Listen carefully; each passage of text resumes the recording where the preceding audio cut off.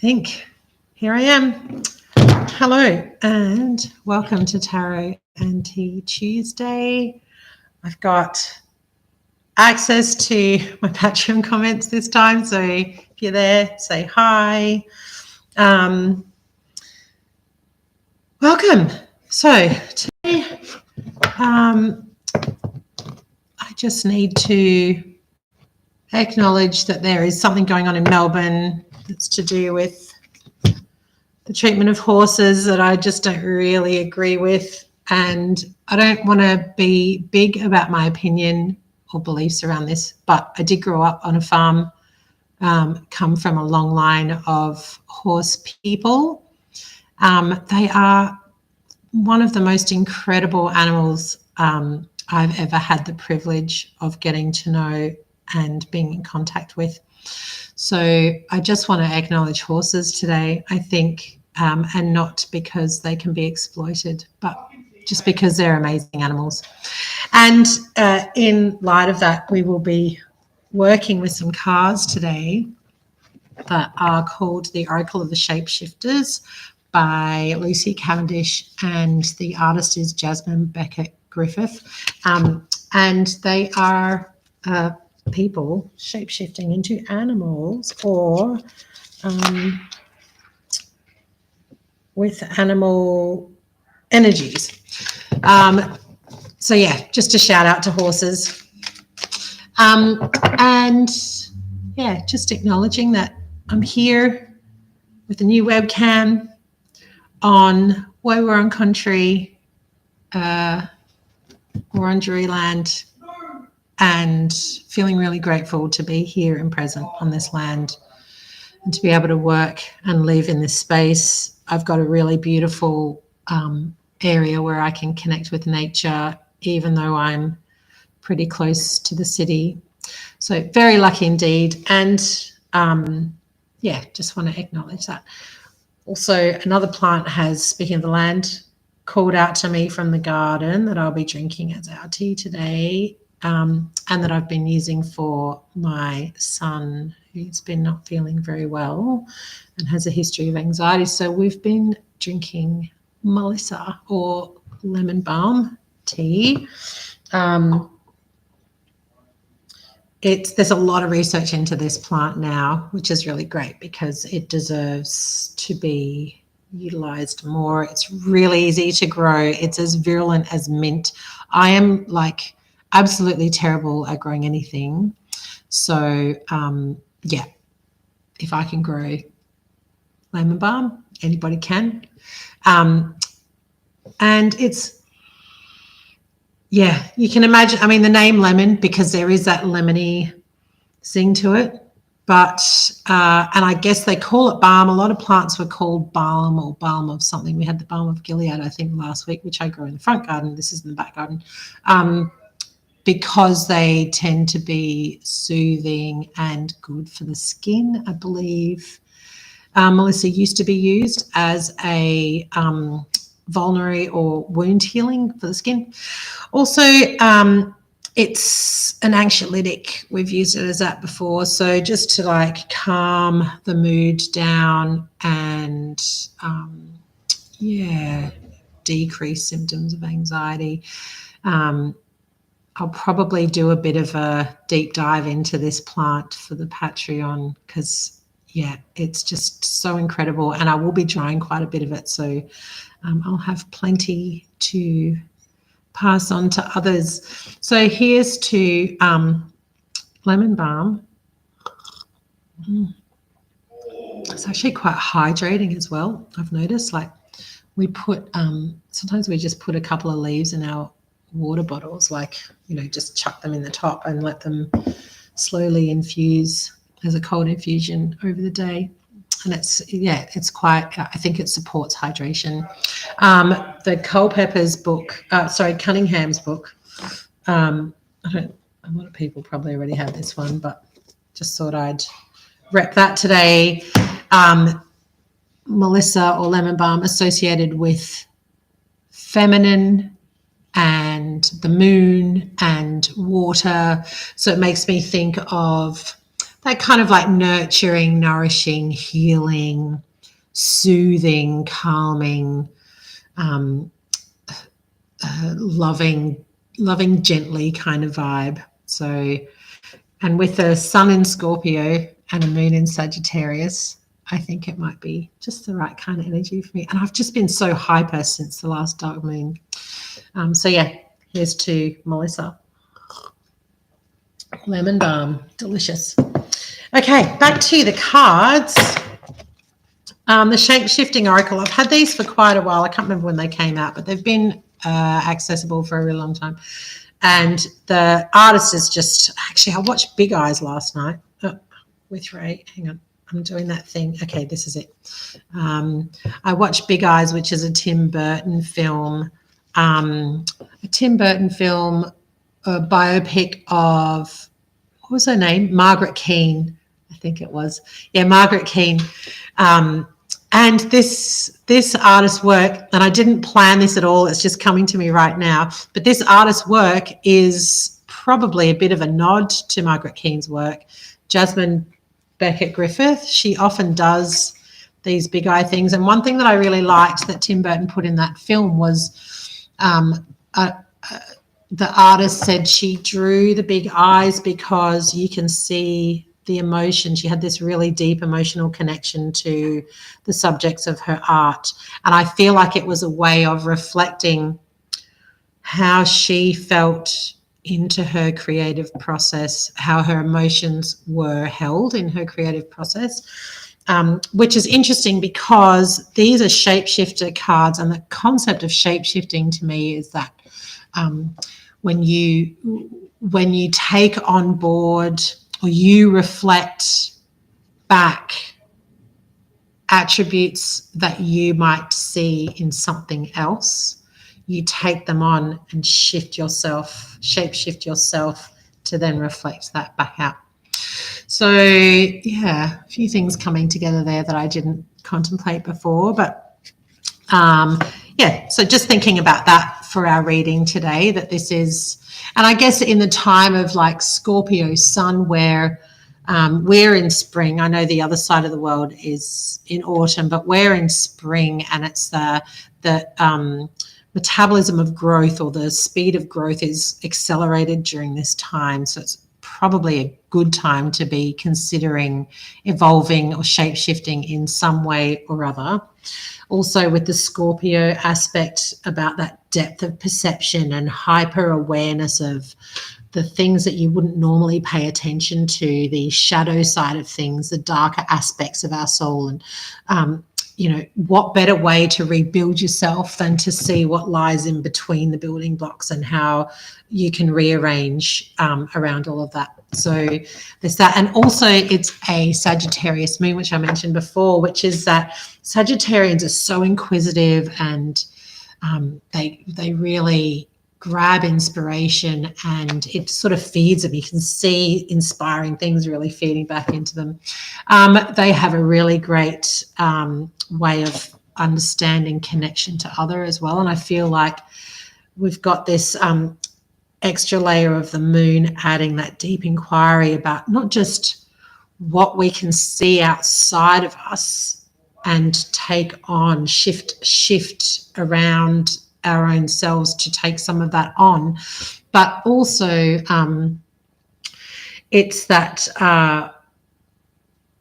how we're becoming that freedom. Sagittarius energy has that freedom to wonder about what we could potentially become, and knowing that it's within our grasp to do that. Like, they have that kind of energy where it's like, yeah, if you want that, then have it, take it, be it, do it. Do you know what I mean? I love Saggies in my life, and their time is coming up soon. So we're going to dive into this. It's interesting too, when I was thinking about shape-shifting, when I pull these cards out, and I've been listening to a lot of mental health things at the moment, and this idea of envy, I don't want to say jealousy, but envy, where you sort of see something that you want, or an attribute that you want, or an idea that you get from somewhere else and feel like you can't have it for yourself. But shape-shifting kind of gives you that premise to go, like something motivational to do with envy. It's a productive style of envy where you go, I really envy how confident that person is. And instead of that turning into a more destructive aspect of envy, you get that deep inquiry into yourself that the Sagittarian moon also brings, where it's like, oh, I envy them that they are so confident. Then you kind of look, you reflect it back, big eyes, reflect it back, and you go, well, actually, why am I not that confident? Instead of taking away from an attribute that they have, question why you can't have it yourself. And when you go down that deep inquiry that the Sagittarian moon can afford us, and even the sun, I guess, the Sagittarian sun, but then you can kind of get this idea that, oh, I can actually, now that I know what that attribute is, I can work on myself and reshape or shape shift myself to be more confident, for example. So anyway, think about all of that while we go through this tarot reading. I haven't seen anything come up on the comments on Patreon, so I don't know if it's me just being incapable of doing two things at once when it comes to digital things, or if nobody's there. But either way, I am here, and here we go.